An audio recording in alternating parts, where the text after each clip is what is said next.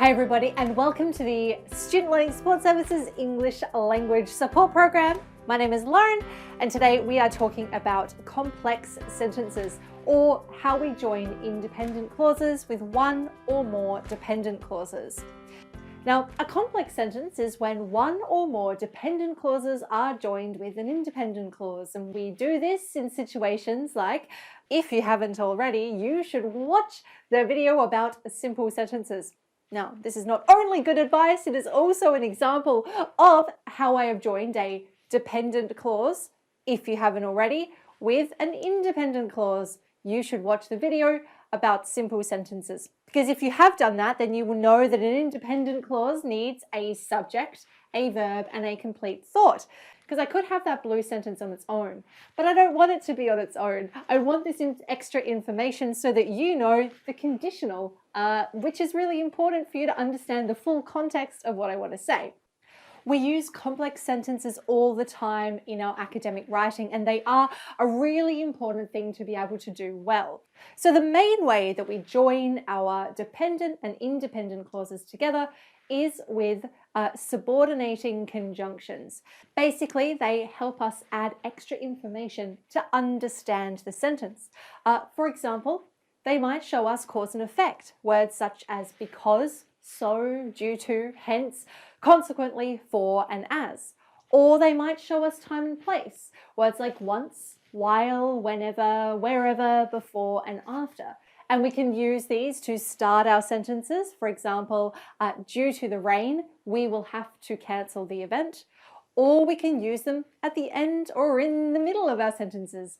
We will have to cancel the event due to the rain. Now, when we first look at these, it's not necessarily obvious to us that we have two clauses as part of this sentence. And that's why it's important to be able to recognize the different parts of what makes up a clause and a phrase. But we have some clues. Remember, to recognize our independent clauses, we're looking for things like the subject and the finite verb. And if we have that part of the sentence that doesn't have those, we probably have our dependent clause. And there are lots of different types of dependent or subordinate clauses and ways that we join these together. And I'm going to unpack these over the next few videos. So this is really just the starting point. But one way that we can join our dependent and independent clauses together is with relative pronouns. Now, relative pronouns are words like who, whom, which, whose, and that. And a clause that begins with a relative pronoun is poised to answer questions such as which one, how many, or what kind. So in this way, relative pronouns connect a clause or phrase to a noun or pronoun in order to modify it, which basically means it's changing it in order to help us understand more information about it. So, for example, Rita was excited to catch up with Frank, who she hadn't seen for years. In this sentence, who is our relative pronoun, and the who is helping us to describe Frank. It's helping us to understand Rita's relationship with Frank and why she's so excited about getting to catch up with him. In the example, Molly went into the shed, which was where she kept our bike. The relative pronoun which helps us to understand why Molly went into the shed. It's clear from the context, she probably needed to get her bike. And so in both of these cases, the dependent clauses, those in blue, are giving us that extra information for us to understand more about the independent clauses. The Rita was excited to catch up with Frank, or Molly went into the shed. On their own, these sentences, yes, they are complete thoughts, but they're not giving us the full picture. And this is the case so commonly in our writing, particularly in our academic writing, that we need to add that detail in order to fully convey the context and depth of what it is that we're talking about. And this is a really common way that we will do that. And this leads me to, again, the question of comma or no comma, which I know is something that students wonder about a lot. In order to answer this question, we basically need to know whether we have a defining or a non-defining clause. If we have a defining clause, we have no comma. And if we have a non-defining clause, we do have a comma. A defining clause gives us essential information about the noun. This information can't be cut or else the sentence won't make sense.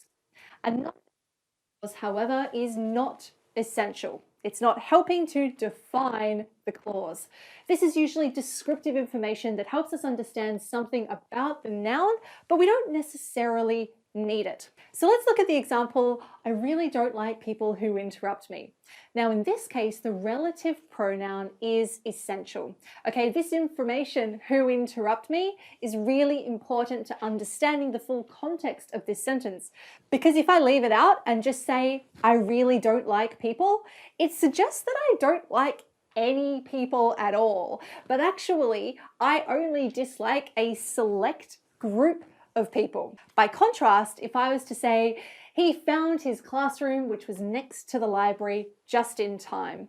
The relative pronoun which is actually just adding some extra descriptive information. The fact that this is next to the library is not essential in me understanding, because what this sentence is really about is the fact that he found his classroom just in time.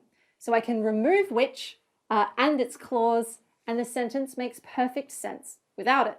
Now, of course, there are many different ways that we can construct combinations of independent and dependent clauses. We can have a sentence begin with an independent clause and be followed by a dependent clause. For example, Prabhat listens to music whenever he studies, or her writing has improved because she's reading critical works.